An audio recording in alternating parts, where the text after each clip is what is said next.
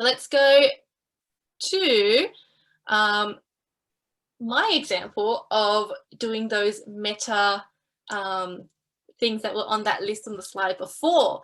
What would go through my mind if I went into the HSC exam and I came across this question? I've never seen it before. Where would my mind go?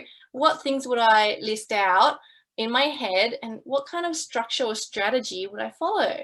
Okay, so the first thing that I would do was to have a good look at the text, and while I'm reading it, I'm looking for certain things, and I have this sort of running list in my head that I like to group in a few categories.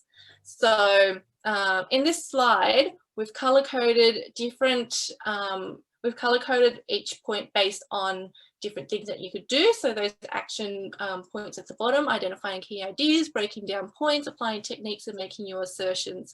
You don't have to memorize those 4 points at the bottom, but this is what you're doing, just so you can see how comprehensive it is to be analyzing a text. So 3 categories I like to keep in my head as I'm reading the text at the same time. First of all, I want to look for any clues that are contextual. What information can I get about this text that's relevant to where this text is placed in time and place? I can look at maybe the author, and that could give me some information. If I know the author, I might know what time frame where they lived or when they lived, or if it was a famous author that's very known for writing particular kinds of text. That could give me a bit of idea of when this text was written, so I can perhaps link it to a very common theme or a common subject matter that they would talk about. A year would be a really nice thing to have if some quotes, if some stimulus texts have them. You can look at the form for some contextual clues. If it was a more modern advertisement, or as opposed to, for example, a visual that looks quite old, you can get an idea of where this image or where this stimulus might come from. And as you're reading, if you can spot some historical references and any references to popular culture or cultural elements that they also can give you a really good idea of where and when this text was produced or written. These contextual clues might not be explicitly asked for in the question, but these things are really good to have in the back of your mind, so you can also link their ideas really clearly, especially when you're talking about text and human experiences. We know that human experiences can be collective, they can transcend time and place. So if you have a text that refers to something in the past or might be projecting something in the future, then you have a really good argument for how this kind of text is showing a point or an idea that transcends time and place. All right. Couple other things you can look at for contextual clues are linguistic features. What kind of writing is going on? Is it really olden day writing? Is it writing that's in a different language? Linguistically, how is it put together? And also the subject matter, obviously, what is it talking about? Okay, so here we can, looking at these contextual clues can give us a really good thing. Oh, if we can flip. Oh, sorry. Thanks, Lei. The second thing that I'm looking for, remember, I still haven't started writing. All I'm doing is reading / analysing the text, is to look for what's the purpose of this text? Why? Who is it appealing to? What is it for? Can I figure out a purpose? Is it explicitly stated? And if it's not, can you figure it out? So sometimes the title can give you an idea. If there is a very obvious call for action in the title, or if the title is self-titled, then you might know it's a biography.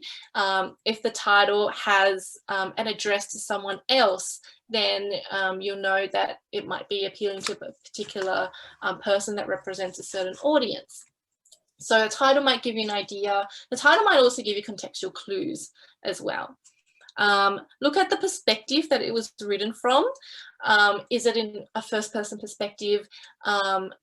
Is it written, is there a particular narrator that's trying to appeal to a certain audience? And who is that intended audience? Can you pick it out? Is it for an audience in the past, the present, or the future?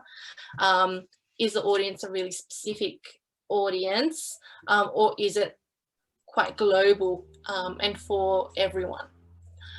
Another things that you can look for with purpose is, can you start with some rudimentary links to rubric keywords?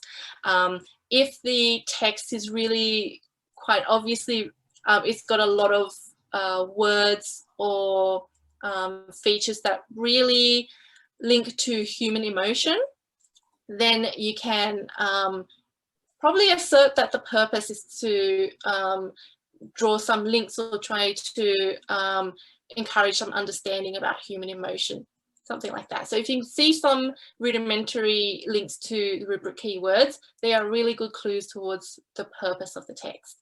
And lastly, you can also see if the text has a call for action. Do they explicitly, for example, in a speech, they might explicitly say or call for a particular action to occur, or if there is an explicit one, is it implied? Just because there isn't a call for you have to do this right now doesn't mean that there isn't a call for action. Texts are often written. Texts are written purposefully, and they are written for people. So what is it trying to either get people to understand, to appreciate more of something, draw comparisons to something, ignite people to do something in particular, encourage more, encourage people to discover something new, etc. So try and think of those verbs. What exactly do they want people to feel or think or do? And there'll be, this is a really strong one so that you can link it back to the rubric and back to what makes a really, really powerful linking sentence.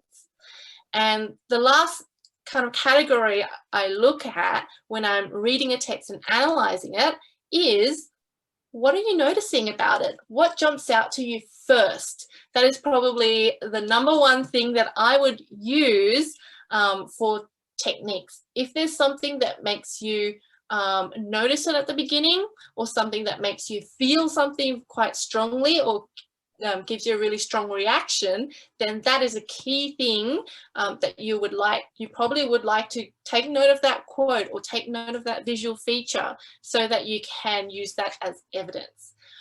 So what you notice first, what you notice second, etc. What you felt, what is it, what kind of conclusions do you form just purely by reacting to your first read of it. They are ones that you want to write down straight away in your written exam for the HSC, and they are ones that you would are probably going to be the most powerful when you are supporting your response. For the delivery as well, you can also look at the strength of how the composer has written their text, and also the composer's individual sort of voice as they are trying to, as they're giving their message. So use a lot of adjectives and adverbs to describe the strength of their delivery. Was it very forceful? Was it very wistful? Was it very persuasive? Or was it not? Was it more reflective instead? So try and identify what elements of the composer's voice shines through, and they can link really nicely again back to the purpose. The delivery feeds back to the purpose, and the purpose is shaped by the what's happening in the composer's context. Okay, so next slide, please, Leigh. Thank you. All right, so keeping in mind these three categories, I've applied these back to our Ozymandias question. So for the context, some things that jumped out to me: it's a poem, it's a visual, we've got some linguistic features like the Old English that comes out, and we've got some historical references to the statue of Ozymandias that's used to memorialize leaders back in the day, and the royal title that was given to Ozymandias to himself, called King of Kings. These elements give me an idea, okay, this context was probably a very, very long time ago. We've got some Old English going on, and that also segues nicely to the purpose, because in the perspective, it's also a third party recalling a traveler's story. It's not delivered in first person. King Ozymandias is not here in the poem. He's not the one narrating. That traveler is also not narrating this. It's a third party that's recalling a conversation with a traveler who saw the Ozymandias statue. Now, there are so many levels between the Ozymandias statue and us as the audience receiving this story that I can't help but think that there's something to do with the element of time here, and that it's quite deliberately set up that there are a lot of intermediaries between the original story and how we get it as the audience. Something linking back to the context and linking back to it being a very historical event. Remember, again, this is text and human experiences. So there's value in thinking about how text and human experiences are applied to the past and what that means if we are still looking at it now in the present. The intended audience, there's no direct addressee. We have that third party recalling a story without us having a lot of context of who they're saying it to.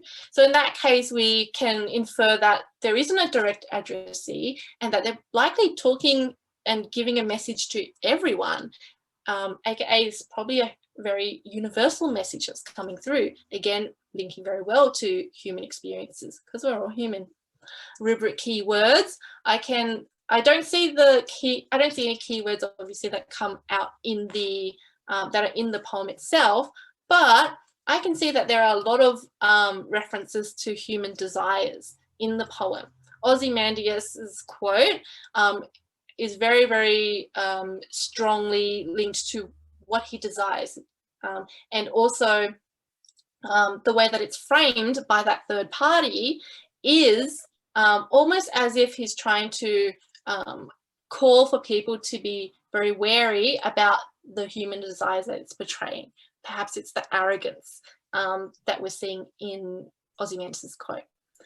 All right, so when I had a look at what stood out to me when I looked at the text straight away, I first noticed, obviously, in the visual, how salient that statue was. It's in the foreground, and it's quite contrasted with the blank desert behind it. We've got the dark and light tones are very obviously constructed so that we see that statue probably in front of us on purpose. So that stood out in terms of the visual. Remember, this it does have both a visual and a poem.